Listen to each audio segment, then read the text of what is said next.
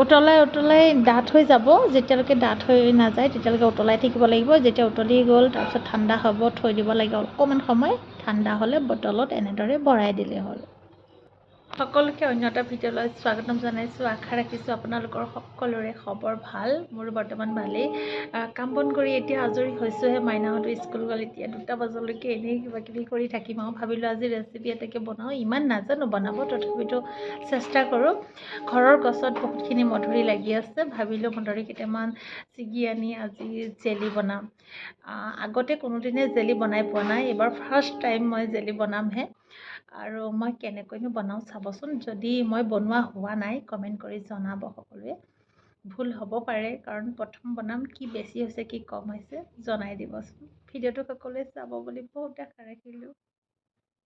প্ৰথমতে গছৰ পৰা মধুৰিখিনি পাৰি অনা গ'ল এয়া কেঁচা পকা 2টা মধুৰিয়ে লৈছোঁ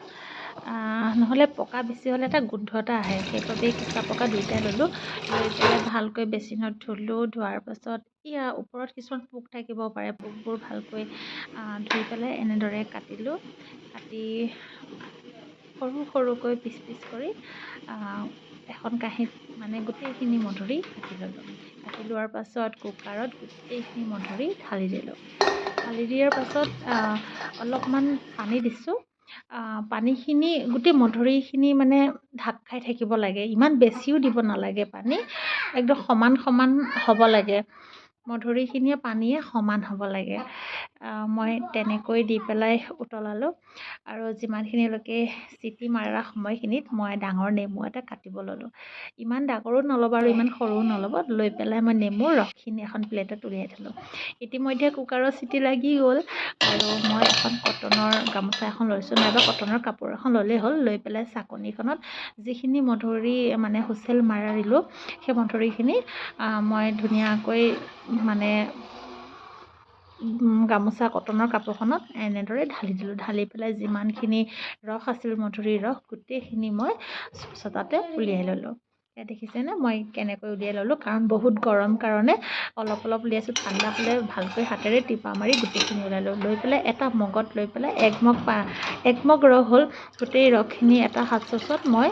উতলাব ল'লোঁ তাৰ লগতে উতলাই থাকোঁতে কম জুইত নেমু যিখিনি মই এটা প্লেটত ৰস উলিয়াই থৈছিলোঁ সেই নেমুখিনিও ঢালি দিলোঁ আৰু 1 মগ মধুৰি ৰস হ'ল যিহেতু মই সেই মগটোতে 3 আঙুল কম চেনি ল'লোঁ আৰু সেই চেনিখিনি মই কম গেছত যিহেতু মধুৰিৰ ৰসখিনি উতলাই আছিলোঁ সেই চেনিখিনি তাতে মই ঢালি দিলোঁ ঢালি পেলাই উতলাই আছোঁ কম জুইত বাৰে বাৰে লৰাই আছোঁ বহুত সময় আধা ঘণ্টামান লৰাই আছোঁ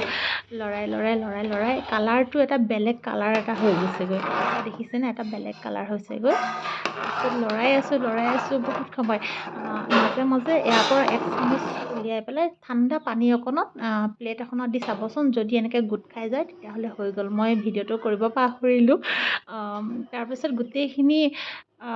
মানে মধুৰিৰ ৰস ঠাণ্ডা হ'বলৈ থৈ দিব লাগে যেতিয়া ঠাণ্ডা হ'ব তাৰপিছত এটা বটলত ভৰাই দিলে হ'ল নেমুৰ ৰস দিয়াৰ কাৰণে টান হৈ গৈছে দেখিছে নহয় টান হৈ গৈছে বটলত বেছি হোৱাৰ কাৰণে মই এটা গিলাচতো থৈ দিলোঁ এয়া চাওকচোন এক গিলাচতে ডাঠ হৈ আছে এয়া থৈ দিব পাৰিব একদম 1-2 মাহ হ'লে খাব পাৰিব বহুত ধুনীয়া হৈছে আৰু কালাৰটো অকণমান বেছি হৈ গ'ল দেখিছেনে বেছি সময় উতলাইছিলোঁ যে সেইবাবে অলপ ৰংটো বেছি হৈ গ'ল একো নহয় ঘৰতে খাবলৈ ধুনীয়া হৈছে খুব সহজতে বনাব পাৰি আপোনালোকেও বনাব ভিডিঅ'টো ভাল লাগিলে লাইক কমেণ্ট এণ্ড ছাবস্ক্ৰাইব কৰিব